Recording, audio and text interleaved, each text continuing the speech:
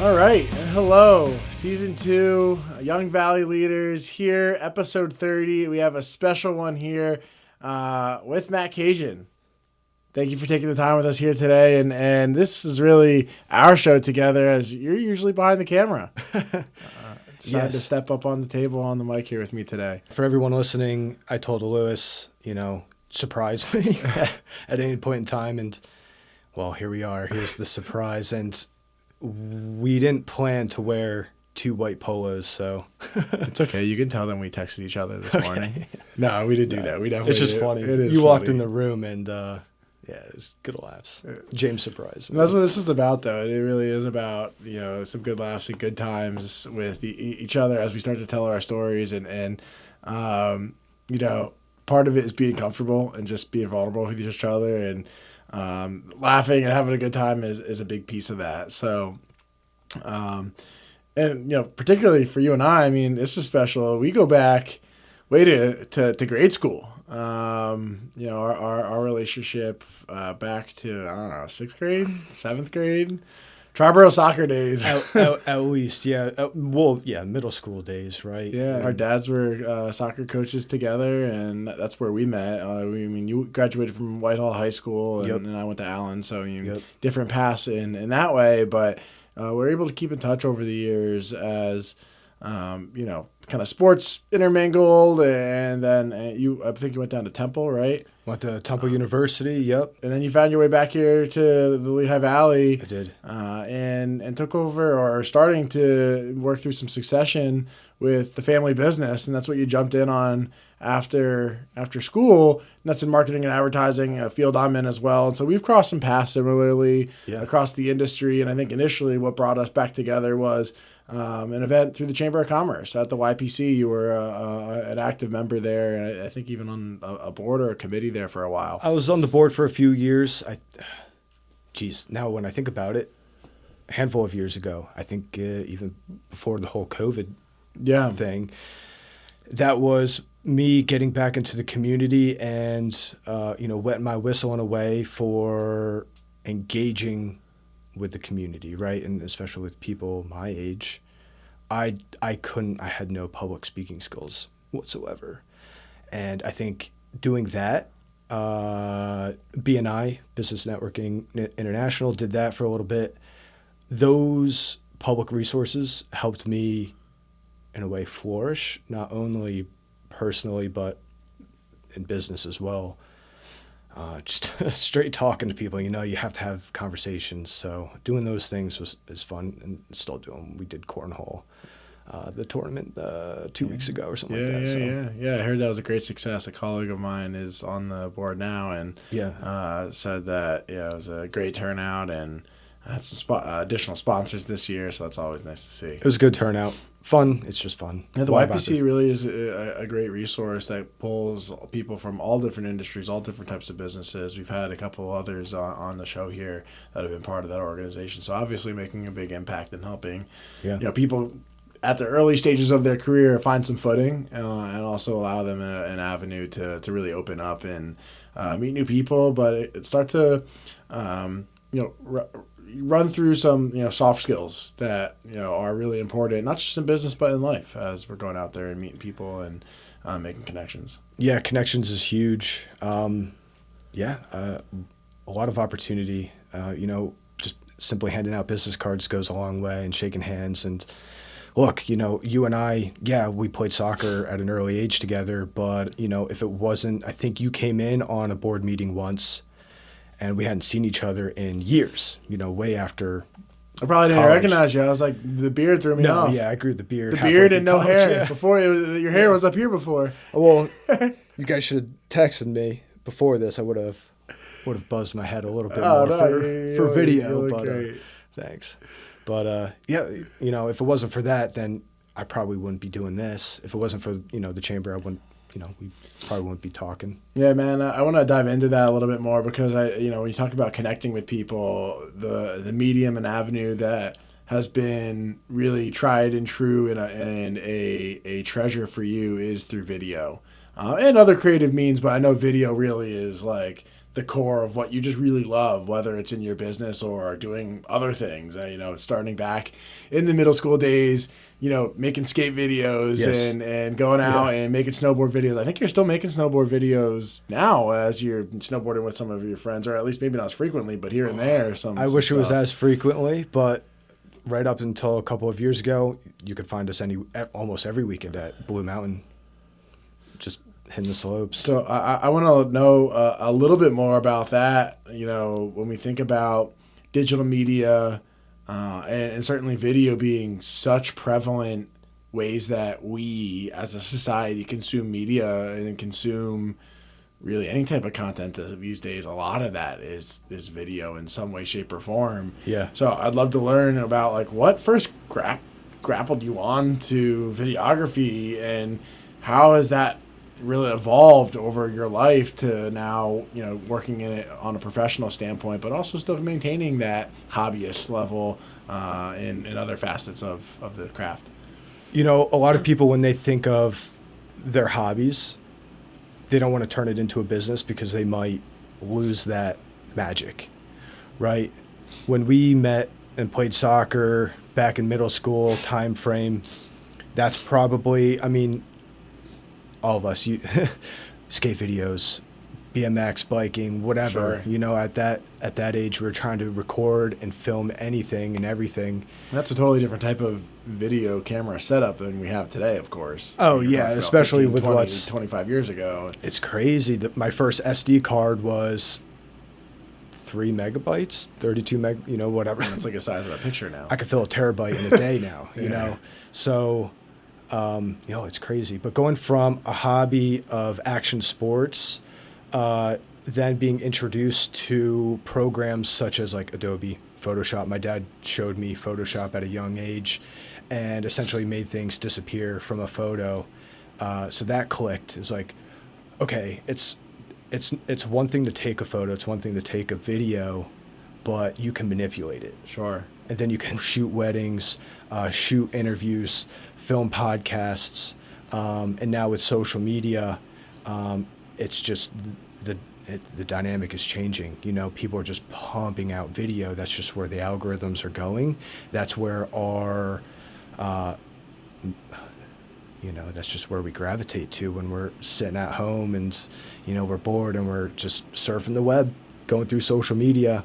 I think that's just the battle nowadays, is staying in front of people on a constant, regular basis to sell your business, your product. Sure. It captures people's attention. But it's fun. Knock on wood, it's something different every single day for me. So it hasn't gotten boring yet. So I got to imagine, with things, how digital media continues to evolve and the use of AI is across every industry. I got to imagine there's implications or ways that it's being used specifically within video. Absolutely. I don't know have you adopted any of those types of practices or tools, or maybe it's more in the dissemination side that happens, or is that kind of still to come but not necessarily grabbed on yet? I was just telling James, we produced our first 2D animation using AI, and it was about 1.5 minutes in length. And, we're at the forefront of AI when it comes to coming up with mock-ups, storyboarding. Sure. You can literally create anything with AI now, but to piece it all together is maybe a whole nother story at this point. So how we tackle it is build your individual assets and then use your editing skills. Maybe go shoot something that you need. I'll call it manually by hand, and then piece it all together for your final product. So yeah, we just got done this past week putting something together, and came out pretty well. I'm excited to see how it goes and create more, and for our customer to take it and run with it. So very cool. So now you're taking a leading role in LA advertising's business, but take it back a little bit, 10, 15, maybe even 20, 25 years ago. The passion for video is starting, it's budding. What would you tell younger Matt at this point, knowing what you know now? whether it's business, whether it's video related? Like, did you kind of always know you wanted to go into videography as your trade, or was it always like a hobby thing that then you went through college and you're like, oh, I'm just going to keep doing this? Like, what was that journey? And is there anything that you look back on and be like, hey, kid, you should know this? That's a deep question, and maybe I'll have an answer for you, but I'll start off by saying, thankfully, it was a hobby. Like I mentioned, a lot of people don't want to turn their hobbies into a full-time job, Sure. right? But I had an opportunity, as you mentioned. I went to Temple University, and I went there specifically for film production. So I had my hands in from day one. I was all in on editing. I loved editing. I found a lot of people didn't like to edit. A lot of people love to be on set and shoot, do lighting. And I loved the technicality behind it all. So I found myself being the lead editor for a lot of short films and a couple of full-length feature films too. And if it wasn't for Philadelphia alone, having the city at my disposal, it just makes it that much easier too. Just so many moving things happening at all point. When you talk about B-roll or slicing things together, you're able to kind of capture moments that help put things together. Is that what you mean? Yeah. And having just resources and friends and family was close to help out. But if I had to tell myself back then anything, just do things sooner, right? And that could be anything, I know. But whatever's on your mind now, do it, because get those experiences in, because you can change how you do things. You could always change how you do things. No one's going to remember your first project. No one's going to remember the social media post that you just made and posted, right? Sure. Keep evolving.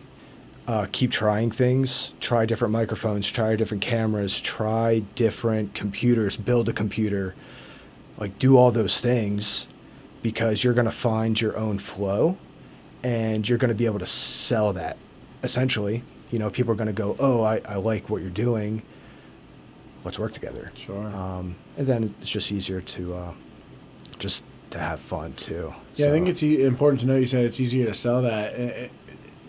A qualifying note to that is it might not necessarily be selling it for money. Like, when you're selling something, you're selling an idea. You're just like selling the concept, like, this is the direction we should go. And yes. Maybe isn't necessarily monetizing that specific thing, but really a lot of negotiations or conversations or projects, you're selling yourself, you're selling an idea to be able to push that through, to be able to do it, that the idea that you have. It's not necessarily selling it for like a monetary value, although it can be. Yeah. I think that's a good delineation to have people be aware of. At LA Advertising, we're in a handful of industries, from podiatry to precast concrete to DNA testing through AI, to shooting industrial water pumps and plumbing, for example. But you're exactly right. I could go from customer to customer, project to project, and say, hey, this is what we're doing on the other side of the table. Why don't you guys do it? Let's implement it here, because I could see how it's going to work out. So yeah, there's ideas across the board, and to have the ability and the trust with others to say, yeah, let's do it, let's implement it, is a sigh of relief, because again, it's something new and different all the time, and it's cool. I would hate to be doing the same thing every single day. I hear you, brother. I definitely hear you on that. And we're going to jump a little bit more back into that here, but we're going to take a quick break. I'm Louis Holzman here with Matt Kacyon, Young Valley Leaders, and we'll talk to you soon.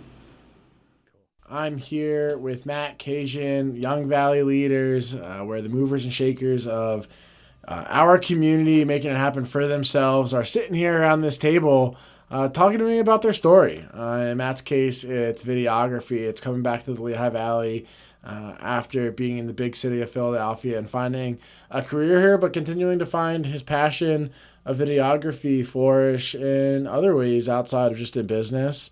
And a big part of that is because of the flourishing community that we do have here in the Lehigh Valley. So, Matt, I think you're in Bethlehem, right? I'm in Bethlehem now. Okay, Yeah. cool. So in Bethlehem here, what is community to you? Like, why did you choose to come back to the Lehigh Valley and frankly, even Bethlehem at that? You're originally from Whitehall. I believe your parents have since moved up to the Poconos. So you could have really went anywhere, but you chose to come back here and call Bethlehem home. Like, why is that? Could have gone anywhere.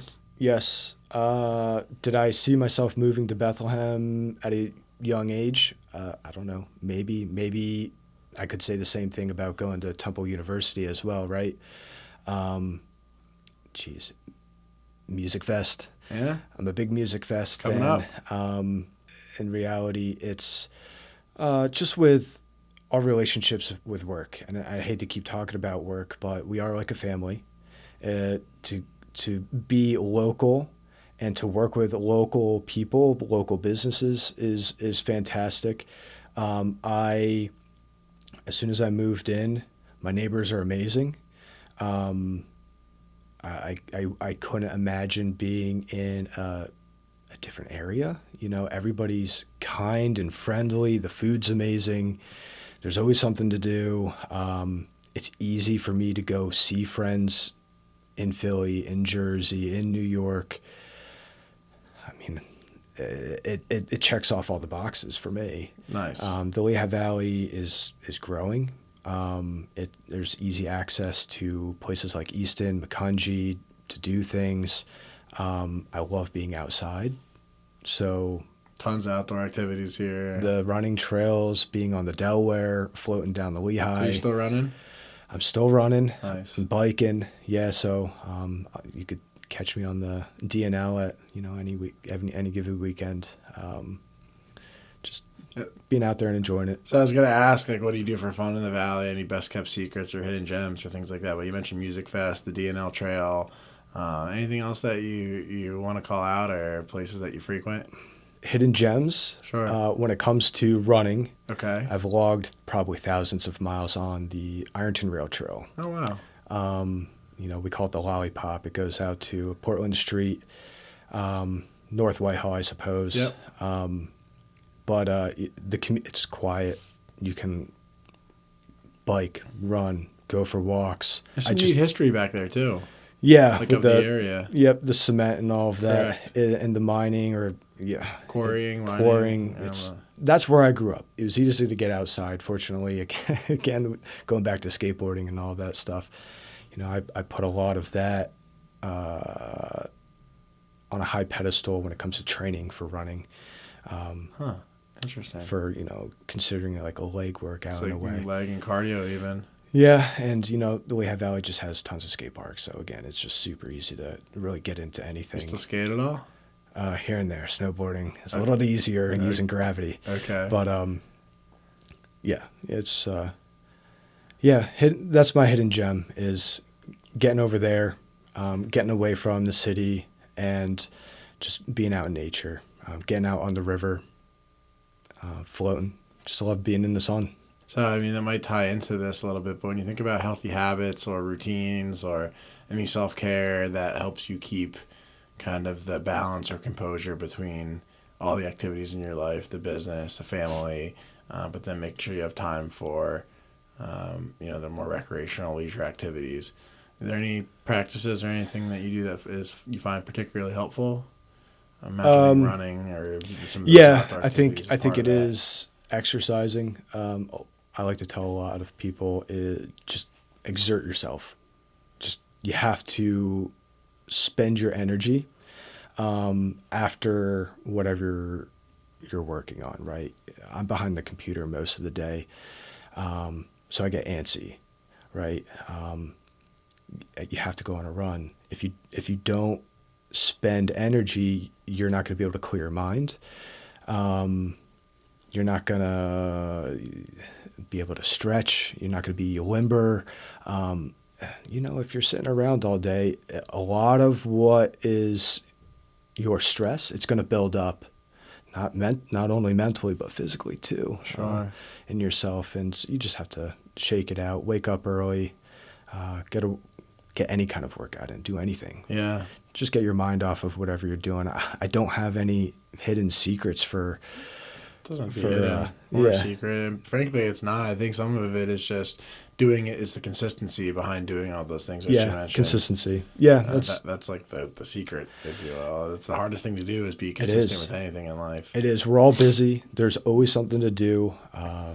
My weekends are booked from here throughout the summer, so it's tough. It's like, you have to force yourself to take time for yourself and do the things that you like to do. And it could be anything. So you mentioned you're booked through the summer. Any projects or travel coming up that you're excited about and care to share?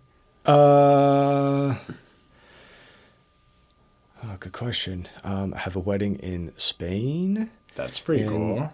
Just after summer, so that'll be the furthest I've ever flown. So looking forward to that. Nice. But summer. Do you know where in Spain? I'm gonna get it wrong, so I'm not even gonna say. It's in Spain. It's across seas. So that'll be cool. That's gonna be fun. Summer wise, no. Standard. Hit the beach a few times. I just want to be outside. Just installed a fence. Nice. So trying to yourself? No. We had. I know you to be a little bit of a DIY kind of guy, so I love doing things. Yes, I think the fence. What worried me this whole time was just keeping it straight. Yeah. And the team did really well, but just keeping up with yard work and whatnot. I as goofy as that sounds, I look forward to it. Just keeping things look good. It's cathartic in a way. Yeah, just hanging out with friends. I'm trying to float a few times on the Delaware. Super popular thing to do. Yeah. Haven't been able to do that in a couple of summers, but hopefully we get some time to relax. Hopefully you get out there, but also hopefully we get some environmental cleanup action here going on, because I just saw on the news, I think it was yesterday morning, that there was elevated PFAS levels that were found in the Delaware River. Interesting. Okay. So, I mean, not even just for floating in the Delaware, but just for anything living active in the Delaware is not great. So, shout out to our local environmental people that are testing the river to find that, number one. And number two, what's up with the remediation, folks? Interesting. I think that's our surrounding environment. We should just continually keep that top of mind. We have all these talks of data centers and whatnot. I'm not following it that closely, but sure. Based off of what I see personally on social media, it's all over the place, right? So for being outside and for all of us enjoying the Lehigh Valley, and we have the two rivers right here, fingers crossed, looking forward to keeping the Lehigh Valley green, keeping the Lehigh Valley beautiful as it's been forever, as you and I have known it to be as we grew up here.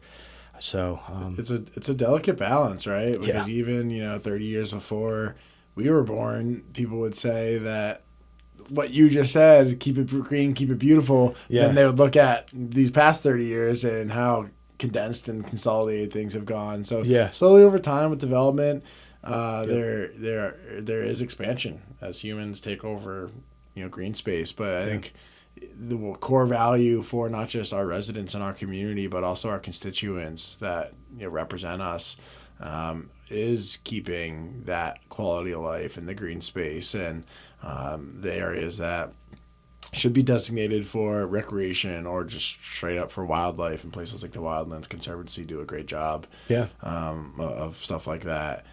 Just would love to see our community continue to take advantage of it. That's all. Yeah. The outdoor spaces that we have, there's some nice parts around the valley. It's awesome. I think that's what makes it so attractive. The development is interesting because we have, it's not just housing is one thing for sure, but that it changes the landscape. But the commercial and industrial development is really what changes landscapes, not just because of the physical building, but because of the output of the usage of whatever is happening there, and that goes back into the environment. Or the input, like you mentioned, data centers, just rise of electricity costs that happens to your communities. I'm interested to see what's going to happen. Interested to see. We'll have to... I know I'm not super tied into it all, but I do know that Allentown has one proposed on Emmaus Avenue in South Allentown, and this month they have city council and environment protection agency that's associated with the city. I forget what the exact term is. Like, they're going through those approval processes now, and the Southside Allenton residents are pushing back hard. Sure.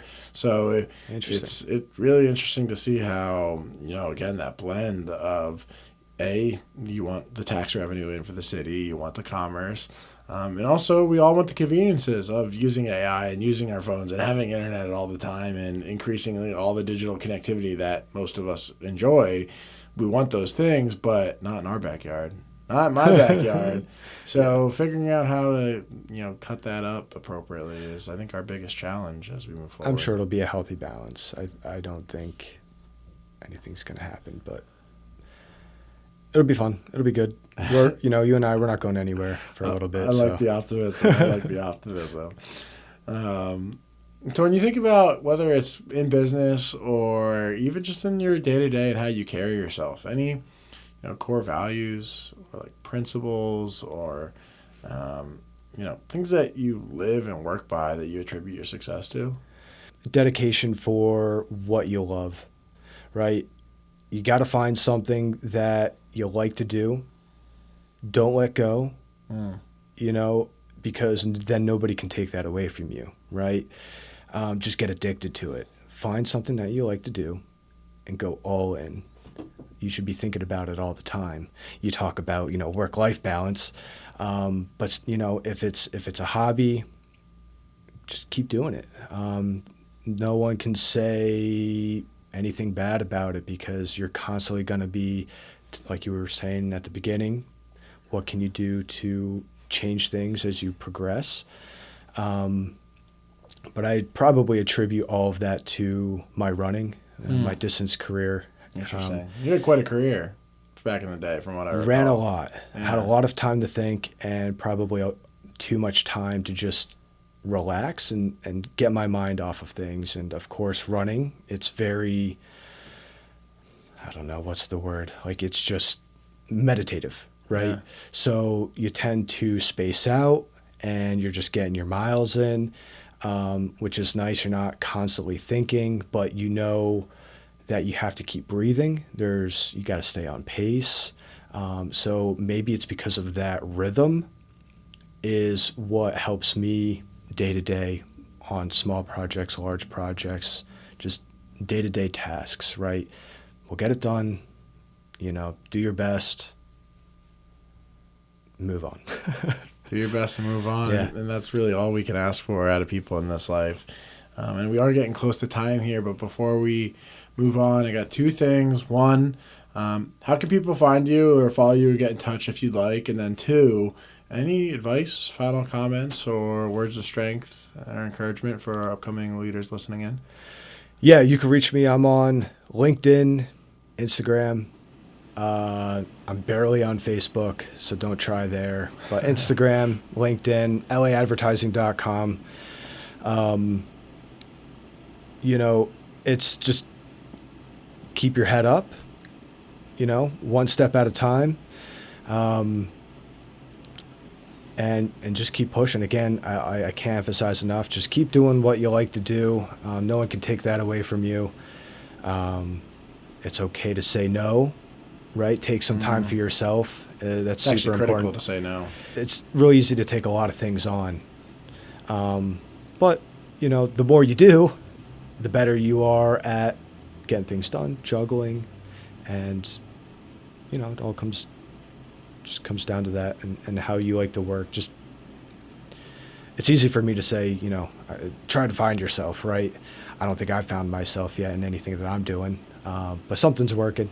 We're having fun, everything's going well, and I get to sit here every month with you guys and listen.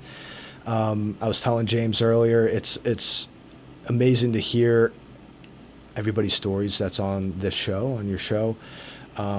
It's funny. There's always one thing that I connect with these people and with our guests, and I don't know. I hope our listeners pick up on that too, and they find something and just run with it. That's all. I think they will, and I'm honored to have you doing this show together with me, man. So thank you so much, because without you being here alongside of me, this show would not come to life on screen. People being able to see and tune in to the video aspect that, like we said earlier, is consumed far more than really any other medium of content at this point in our lives. So thank you for taking the time, the effort to be here with me today. And every other day that we do these recordings on a month-to-month basis.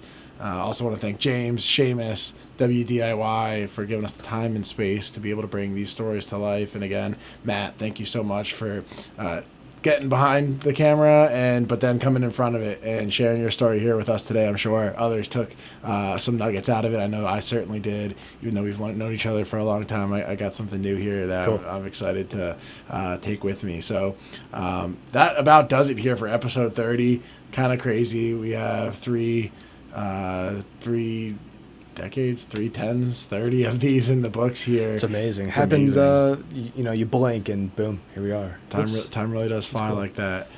And you can find the show airing monthly on the second Monday of every month at 6:30 p.m. Initially on WDIY.org and 88.1 FM, but then streaming on wherever you stream your podcast or your streaming music, social media, YouTube, all of it on WDIY's channels. I'm Lewis Holzman, here with Matt Kacyon, Young Valley Leaders. Until next month. See you guys next time.